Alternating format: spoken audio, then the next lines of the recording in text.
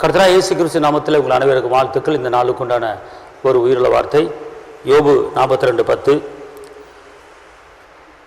முன்னிருந்த எல்லாவற்றையும் பார்க்கலாம் இரட்டத்தனையாய் கர்த்தர் உனக்கு தருவார். முன்னிருந்த எல்லாவற்றையும் பார்க்கலாம் இரட்டத்தனையாக கர்த்தர் உங்களுக்கு கொடுக்க போகிறாருங்க. சந்தோஷமா? இந்த கால வேளையில் ஒரு நல்ல செய்தி உங்கள் காதில் கேளுங்க. ஒரு நல்ல செய்தி உங்கள் காதில் வருது. முன்னிருந்த நிலைமையை பார்க்கலும் இரட்டத்தனையான ஆசீர்வாதம். இரட்டத்தனையான ஆசீர்வாதம், இரட்டத்தனையான அன்பு, இரட்டத்தனையான சமாதானம், இரட்டத்தனையான உயர்வு, இரட்டத்தனையான வெற்றி, இரட்டத்தனையான ஞானம், இரட்டத்தனையான ஐஸ்வர்யம், இரட்டத்தனையான எல்லா காரியத்தையும் கர்த்தர் கொடுத்து உங்களை உயர்த்த போகிறார். டபுள் மடங்கு. இப்போ நீங்கள் ஒரு காரியத்தில் நீங்கள் செயல்பட்டு கொண்டு இருந்தாலும் இரட்டத்தனையான ஆசீர்வாதத்தில் கர்த்தர் உங்களுக்கு என்ன செய்ய போகிறார். அவர் ஒருபோதும் உங்களை அவர் தள்ளாட விட மாட்டார். அதனால் இன்றைக்கி எதிர்பார்த்து கொண்டிருங்க. இரட்டத்தனையான ஆசீர்வாதம் உங்களை தேடி வரப்போகுது. இரட்டத்தனையான ஆசீர்வாதம் உங்களை தேடி வரப்போகுது. நல்லூர் மேலும் தீயூர் மேலும் கதிர்வனி உழைப்பு பண்ணுகிற நல்ல தகப்பன் அவர் நன்மைகளை மாத்திரம் தான் செய்வார். அதனால் அவர் உங்களுக்கு இன்றைக்கி சொல்கிற ஒரு காரியம், நான் இரட்டத்தனையான ஆசீர்வாதத்தை உங்களுக்கு நான் கொடுக்க போகிறேன். யோபுக்கு ரெட்டிப்பான நன்மை எப்படி வந்தது என்று கேட்டால் நல்லா தெரிஞ்சு கொள்ளுங்க. அவர் தன் நண்பர்களுக்காக ஜெபித்த போது சிறையிருப்பு மாறினது இரட்டத்தனையான ஆசீர்வாதம் தேடி வந்தது. அதே போல தான் இன்றைக்கி கர்த்தர் உங்களுக்கு இரட்டத்தனையான ஆசீர்வாதம் தேடி வரப்போகுது. எதிர்பார்த்து கொண்டிருங்கள். அவர் ஒருபோதும் உங்களை கைவிட மாட்டார்.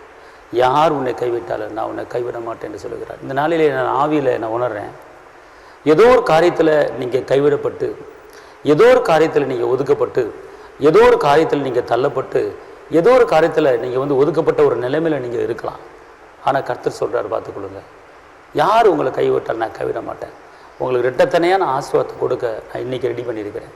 இன்றைக்கி உனக்கு இரட்டத்தனையான ஆசீர்வாதம். நீங்கள் 1 லட்சம் எதிர்பார்த்துருப்பீங்க, 2 லட்சம் வரப்போகுது. நீங்கள் கணவன்ட்ட ஒரு அன்பை எதிர்பார்த்துருப்பீங்க, டபுள் மடங்கான அன்பு, டபுள் மடங்கான சமானம் உங்களுக்கு தேடி வரப்போகுது. அதனால் கவலைப்படாதிருங்கள். உங்களுக்கு நான் செபிக்கிறேன். கர்த்தர் ஒரு பெரிய காரியம் செய்வார். இரட்டிப்பான நன்மைகளை தருவேன். இன்றைக்கே தருவேன். இன்னைக்கு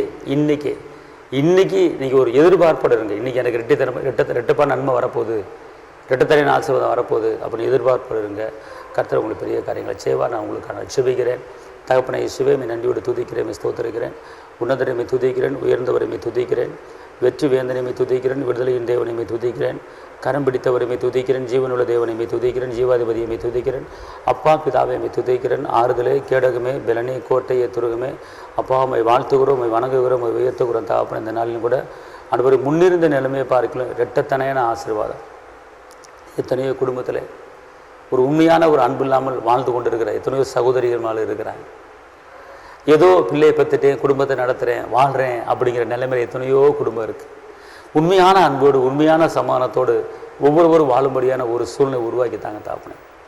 ஆண்டவரே, இந்த உலகத்தில் இந்த உலகம் முழுவதும் ஆதாயப்படுத்தி கொண்டால் இந்த ஆத்மா நஷ்டப்படுத்தினா என்ன லாபம்? இந்த ஆத்மா வாழ்வது போல எல்லாவற்றிலும் உடைய பிள்ளைகள் வாழ்ந்து சுகமாக இருக்கும்படி ஒரு பெரிய காரியத்தை செய்ய. அப்படி செய்ய போகிறாங்க. நன்றி. காத்துக்கொள்ளுங்கள், பலப்படுத்துங்க. இயேசுவின் நாமத்தில் பிதாவே, ஆமென். கர்த்தர் உங்களை ஆசீர்வதிப்பார். தேவனுக்கு மகிமை. ஹல்லேலூயா.